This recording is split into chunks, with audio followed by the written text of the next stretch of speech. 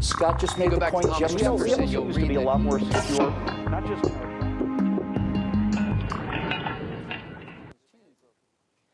As the presidential primary season kicks off, it's time to decide. But how do you do that? Do you have a process for choosing your presidential candidate? I'm PJTV's Scott Ott, joined now by Bill Whittle and Stephen Green with part one of a three-part trifecta called How to Pick a President. In this episode, we look at policy issues. In the second, track record and character. And in our members-only part three, we'll consider a candidate's demeanor, performance skills. Now, men, we're not endorsing anyone, but simply trying to help our viewers and, frankly, me, to make a good investment with our one and only primary vote. Now, Stephen Green, and by the way, it's one and only because we're Republicans, but I think you knew that. Stephen Green, I'm not registered. If you were to make a checklist, that's you can deal with that. If you were to make a checklist of policies that matter most to you, what's at the top when you step into that voting booth? Which ones are deal breakers, and where will you bend? And do you even think about it this way? Yes and no. For me, there's the short-term issue of the GOP establishment having to mend fences with the GOP base.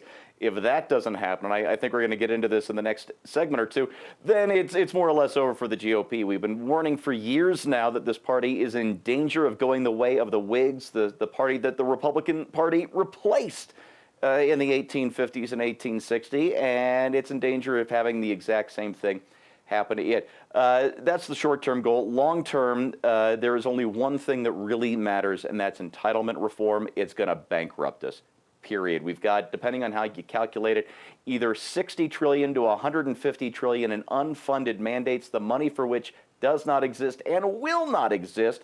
And so entitlement reform is my number one long-term issue. That said, policy isn't necessarily the way people pick their voters. So I'm going to give you the Vodka Pundit cheat sheet on how to vote intelligently without being informed.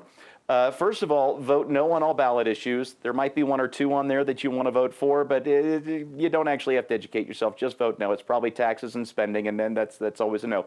Vote no on retaining judges, unless you happen to know one. I've got Judge Kane here in Colorado Springs. I served on a very difficult jury with him a couple of years ago, and he handled a difficult case with such grace and class that he's got my retainer vote for as long as he wants that bench.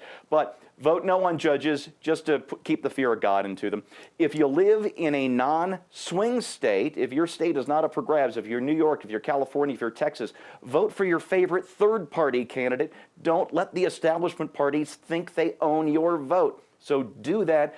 And vote no on incumbents of any party unless they've really earned re-election. And I believe that in the primary and in the general election. It really takes a lot for an incumbent to earn my vote. I'm like Mr. Pink giving out a tip at the diner. So there you have it. There's your cheat sheet for how to vote intelligently without actually being informed. Well, Bill Whittle, is it enough for you to have ideological agreement on major issues with a candidate, or do you need to evaluate whether he or she actually has the capacity to accomplish his policy goals? And how do you determine whether or not he can get her done? I just vote for the tallest person with the best hair, frankly. Pretty simple, really. That's why I like having everybody lined up on stage. I think they ought to rank them in order of attractiveness. Wow, there's a lot there, Scott. I think, look, there are some things in there that are, as you mentioned earlier, that are really critically important.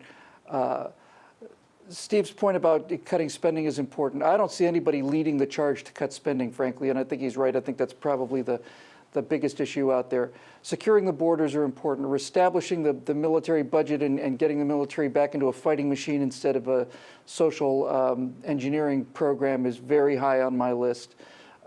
Getting rid of Obamacare and getting the free market into the healthcare business is very important, because if the government controls your healthcare, they control your life and your vote. All of these things are critical issues for me, but you're right. The question is, who can get things done? I know we're not talking about particular candidates that are currently in the race, but maybe I'll be allowed to talk about somebody who wasn't in the race. So the thing I like most about Scott Walker was that he actually got elected, and then he actually got things done, turned him from a serious deficit to a surplus in 1 year. But given the people that are left in the field, we have we all have to make a balanced decision upon who we like the best versus who we think can actually win. And this is, to me, the great kind of paradox and almost tragedy of this 2016 Republican field. There is out there, in all of them, the ideal GOP candidate. I mean, on the roster, if you could pick and choose and Frankenstein yourself a candidate, you would have the dream candidate. You would have the audacity to speak against political correctness. You'd have a constitutional love for the rule of law and restoration of the rule of law. You'd have people who are severely dedicated to auditing the Fed and getting the federal government's finances back into shape. You have people who are strong on immigration. You have people who, you just have the whole deal. The problem is that this ideal candidate spread out over 7, 8 people, and so we have to decide which one of these core values is top of the list for me, and generally kind of vote that way, I think. And for the record, Bill Whittle has suggested doing such surgery numerous times, and Reince Priebus has not returned his calls. Well, when it comes to policy positions, there's rhetoric and there's reality, and sometimes they meet, but it's hard to tell when they do. If you're evaluating politicians, you can read their books, watch their speeches, and check their voting records. But the first two are self-promotional, and the last is muddy at best. A single piece of legislation often contains hundreds of issues. And I'm reluctant to blackball a candidate because of his vote on a particular bill. Now, you can evaluate the political outsiders' policy positions only by their words, how long they've been saying the same thing, and whether they've contributed to causes attached to those policies. If you have a deal-breaker issue or two, you might also want to consider the likelihood that the candidate can actually accomplish that which you despise.